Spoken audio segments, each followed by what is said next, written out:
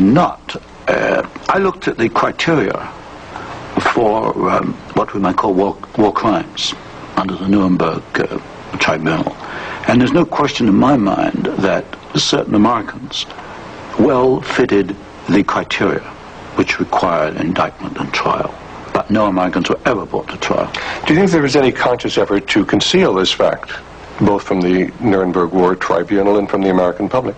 Well, there was a conscious effort in the fact that these businessmen were very prominent in stating in 1946 that they had no knowledge of what Hitler was doing, and yet they were intimately involved with the build-up with Hitler. I suspect that this was not published in the media at the time, although I've not checked that. But certainly the role of American corporations and American businessmen in aiding Hitler has not been published. Now, what about the actual financing? What about the loans from large American banks, from large British banks, to Hitler's government in that period between 1933 and 1939, when Hitler was preparing for war? Well, you've got to go back a little earlier and look at what are known as the Young loans, which were very important because I think they brought about the economic collapse of Germany in 1933. That was the Young plan. This was Owen Young, who was, of course, chairman of General Electric. Here we got a man who actually made the loans as an officer of the United States government, which brought about the collapse of Germany in 1933, enabling Hitler to take over. And then subsequent to 1933, you get a series of loans. A very good one is Standard Oil, which loaned several $1 million, at least, to Germany to build up its aviation gasoline facilities. And there are other examples. Fine. Well, I'd like to get a little bit into the background of the financing of Bolshevism, because I think this is vitally important. And we can go back to the period after the Second Revolution, which was in October and November of 1917. The initial financing of Lenin's movement, how did it tie into the American corporations?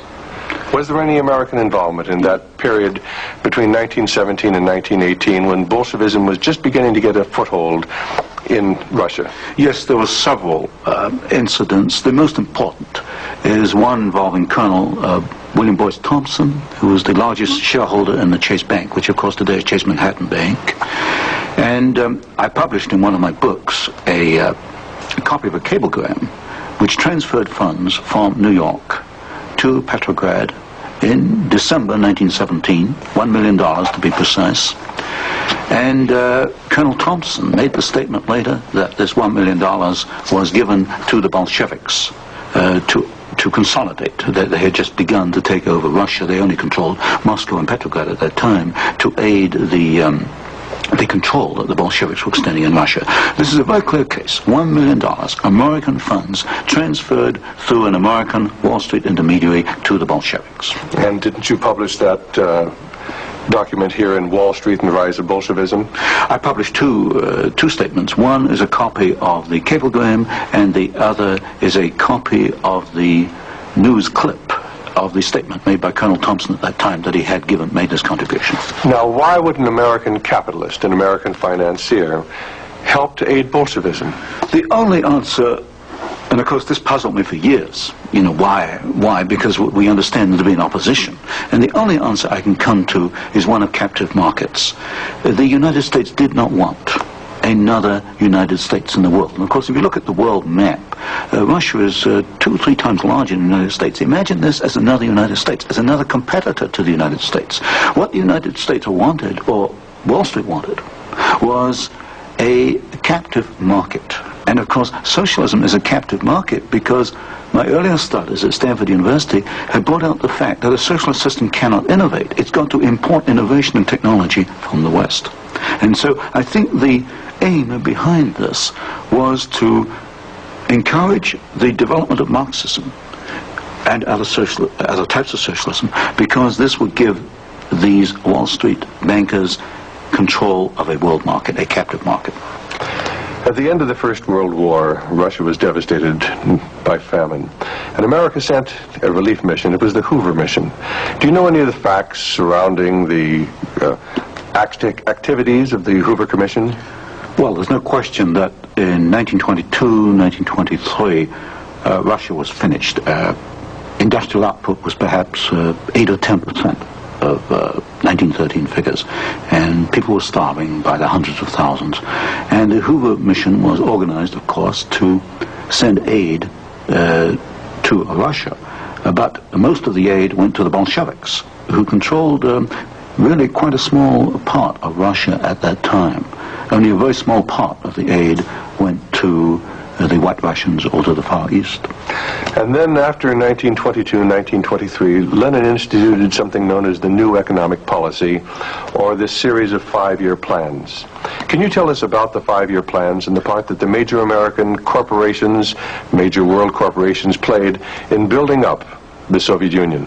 Well, there are two separate phases here. The new economic policy was started in 1923 by Lenin, and I found, and I published this in my first book from Stanford, that every single Russian industry was rebuilt or restarted by foreign corporations, mostly German, British, French, and American. By 1928, Russia was back to approximately its 1913 industrial output. And at that point, she began to think of these grandiose 5-year plans. And in 1928, Gosplan, which is the Russian government planning commission, actually designed an initial 5-year plan, but this was thrown out, it was inadequate, and American corporations were brought into Russia. And the first 5-year plan and the second 5-year plan were actually designed in the United States by American corporations. And what were these corporations? Which ones specifically were involved in? The design of the first 5-year plan was by a corporation probably not known to most Americans, Albert Kahn. But Albert Kahn was the foremost industrial architect in the United States. And Albert Kahn laid out the basics of the first 5-year plan for the Soviets. And then we find, again, the same corporations involved with the construction of the plants. International General Electric, certainly, DuPont, Ford Motor, Hercules Motor, Curtiss-Wright in aircraft engines, and even some corporations which today were forgotten about, like Vultee and Chance Vought. These were aircraft manufacturers at that time. And so American corporations came in and they built the first 5-year plan. But what was important, the Soviets then copied these plans, and this accounts for the tremendous Russian output. They took this initial equipment and they multiplied it, they copied it by the 100. Now, how about Ford Motor Company? Did they play a part in the building up of the Soviet potential? Very definitely. Ford Motor Company built the Gorky plant, and the Gorky plant produces the GAZ series of vehicles, that's GAZ, and these are trucks, and there's some automobiles. And right from the early 1930s, you find that the GAZ plant has had military potential, and Ford knew that when it went in and built the Gorky plant. And we know it because I found statements to this effect within the State Department files. Sometimes we hear the name Averell Harriman. Did he play a part in building up the Soviet technology? Very definitely. In fact, Averell Harriman came out of the Soviet Union financially at a profit. He took over the Georgian manganese concession in the early 1920s. Got this back on his feet for the Soviets, and manganese became a prime export for the Soviets, and so they were able to sell us abroad, get foreign exchange, which financed their industrialization. And then they bought out Harriman about 1929, and Averell Harriman received as compensation $1 million more than he put in the first place. How about Armand Hammer of Occidental Petroleum? Armand Hammer is a very interesting example. Armand Hammer received the first foreign concession in 1922. In asbestos in the Ural Mountains. And he also conducted for the Soviets a number of other enterprises, right down to pens and pencil manufacturing, for example. But Armand Hammer is interesting because his father, although Armand Hammer today is chairman of Occidental Petroleum Corporation, his father was Julius Hammer, who in 1919 was Secretary General of the Communist Party USA, which emphasizes the argument I made throughout my books, that at the top level, there's no difference between your top communists and your top capitalists. They interlink. You've got Armand Hammer, chairman of Occidental Petroleum. His father was Secretary of the Communist Party USA in 1919. So it's basically a power grab. It's a power grab, an international power grab.